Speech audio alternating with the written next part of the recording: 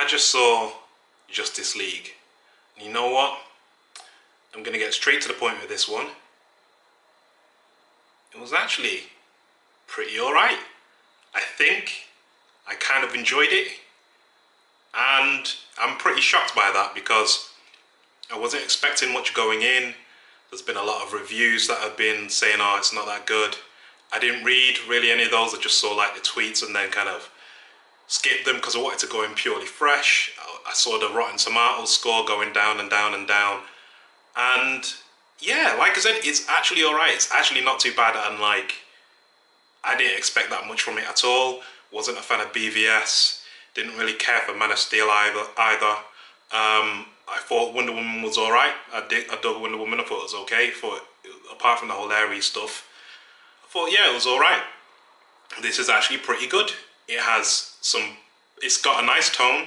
It's got some really good action. It's got like pretty decent kind of like feel to it overall in terms of characters and kind of what goes on. Some people have more to do than others, but that's all to be expected. Any negatives that I really have aren't to do with the cast themselves. It's to do with more like CGI and stuff like that. So I wasn't really into the CGI for Cyborg. I didn't like all of Barry Allen's quips.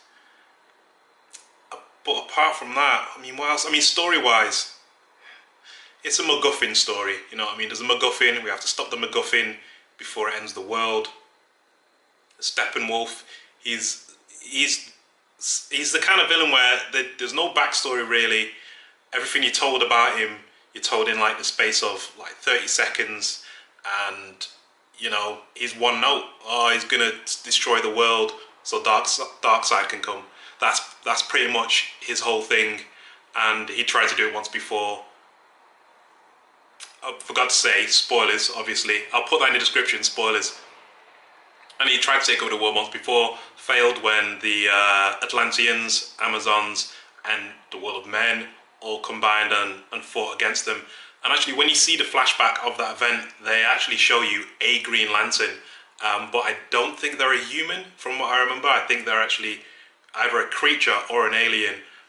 But yeah, there's loads of like nice little things. And that Superman comes back, like, I didn't expect them to do that. I thought, like, I'm confused about the ending of BVS now, because I'm like, I thought he was alive at the end of that movie, but he's not. He's actually dead. But they bring him back in that chamber. Is it called the Genesis Chamber? I want to call it that, but I don't know if that's the right name for it. And they use one of the mother boxes well, the three mother boxes together to create something called Unity. That's what will destroy the world. And it's kind of like terraforming, turning the world into to resemble Apocalypse in a way. But yeah, they use one of the mother boxes, the one that turned Victor Stone into Cyborg, and they use it to bring back Superman, because that's the only way they can beat Steppenwolf. And yeah, he comes back, has a bit of a fight with some of the Leaguers. And yeah, what I liked about Superman in this one is that he was much more Clark Kent than he has been previously. He kind of had the demeanor and just him overall. Like, the suit was lighter, it wasn't as dark in color, it was brighter. Like, it was literal. He was the hopeful Superman, like how he is, how Christopher Reeves kind of was, but it's not the same. It's different. And yeah, on the subject of Christopher Reeve, like the music, they use like the Superman theme, like the John Williams Superman theme from back in the day, and they also use the Danny Elfman Batman theme as well. But that's because Danny Elfman like did the music for this film, and it's so out of place for me because I've seen obviously those early Batman films, and I've also seen, you know, Batman the Animated Series, which had that song in the beginning and also featured in some episodes as well. And it just pulls me right out, unfortunately, when I hear it. I mean, it's a great theme and everything, but yeah, it just pulls me right out of it. I'm trying to think what else. Right, okay, the mid-credit scene. Okay, let's go on to that. The mid-credit scene is the race between the Flash and Superman, which was really nice to see, and I think you'll quite enjoy it. And yeah, it's just a little comedy scene, and it just ends. And obviously, that's something for the fans. Like anyone who doesn't watch any DC stuff or isn't familiar with any DC stuff won't be aware as to what that was all about. And then the actual post-credit scene is Lex Luthor, right? He's escaped prison. He's got Deathstroke. Chats a bit about, oh yeah, you know, the heroes created a league. It's time we created a league of our own. And I'm pretty sure that means the Legion of Doom. The Legion of Doom are coming. And they're going to be in Justice League 2. Surely that's what's going to happen. I don't know who's going to be in it. Obviously, you got Deathstroke and Lex Luthor. But I have no idea who else is going to be in it. There's potential for a lot to happen. But yeah, man, I felt this. I mean, I wish I'd watched this film at a different time. I wish I saw it at like a midnight screening or something.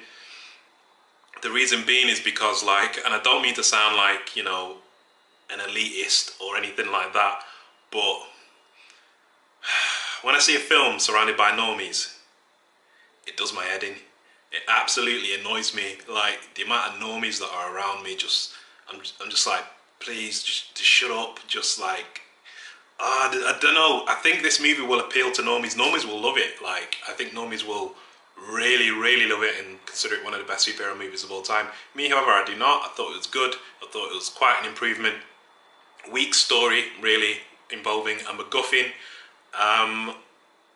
Yeah, but yeah, with normies, I wish I saw it like at a quieter time, like a Sunday morning, or like during the day, like during the working day, like before 5 p.m. really, just because, yeah, I don't know, there's something about normies when I see films that are just like, films like this especially, that it kind of just really turns me off. But yeah, we got to see Boom Tubes, Steppenwolf, the stuff that he actually does, he's actually pretty sick, he's actually quite formidable, and I can get why the kind of Optimus Prime Superman in, well, in BVS kind of, so he's not in the movie for a lot of it, because him being in a movie would make beating Steppenwolf way too easy. So, you know, he's not around for a lot, and then they bring him back, and then yeah. I mean, the CGI on Cyborg was pretty decent. I didn't think it was the best. It didn't bring me out. I noticed a mistake. There's a janitor that you'll see at Star Labs around like Superman's ship. Yeah, well, the Kryptonian ship, whatever.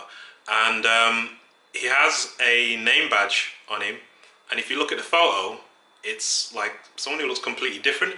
But the next time you see this janitor, the name badge actually matches his face, which was weird.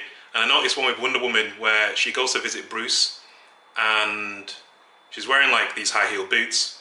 And then when she's with Bruce walking on like the Wayne estate or whatever, and they're walking by like the water and that, you'll notice that she's actually wearing flats, but it's like it's the same boot. It's like it's meant to be the same boot, but for some reason there's no heel on it, and that was weird. But apart from that, I didn't really notice any other mistakes. But yeah, no, it was all right. Like, there's a lot of action, funny moments, cool. Another thing I didn't like. It actually sounds like there's more things that I didn't like than I did. But another thing that I didn't like is, I think the Flash TV show does Barry's running better than the Justice League did. And I don't know how it's possible. Like, when you saw Barry run, there was something a bit odd about the way he moved. And I think they wanted it to be like exaggerated movements when he was running. But it just looked like he was flailing his arms and legs about. And it was really odd. But yeah, overall, I'd say it was a decent experience. I didn't hate it. I didn't think it was amazing. I just thought it was pretty cool in most places, which it was. I'd be lying if I said it wasn't. But yeah, like I said, normies will absolutely love this film. They'll think it's like the dopest thing ever. And do I think you should go and see it? I think, yeah, it's worth the watch. It's not the best thing you've ever seen story-wise. There's been better movies with better MacGuffins that have done this kind of thing. But there's some cool stuff in there, cool moments. Like, you get a real sense of power from like the heroes fighting and that. Wonder Woman has a dope scene at the beginning pretty much as well, which, yeah, it's really satisfying. And yeah, it's just a pretty good film. I mean, I kind of want to see it again. I don't think I will see it again, but I kind of want to. just so I can see as to whether it lives up to my first watch. But I mean, if this film was out on Blu-ray, and say it's a year, 2 years from now, and it's like a £5 or £6, I'd buy it. I wouldn't buy it brand new. I wouldn't buy it as soon as it came out for £15. It's not going to happen. But if it was £6-7 and I saw it like online or wherever, I'd be like, oh, I'll pick that up. I quite enjoyed it. But yeah, go and see Justice League and make up your own decision. Me, if I had to give it a star rating, I'd say 3 stars, 2.5 to 3 stars. So it's watchable, but I don't think it'll be your favourite film ever. But like I said, make up your own mind. Like, comment, subscribe, and as always, share, and I'll catch you on the next one.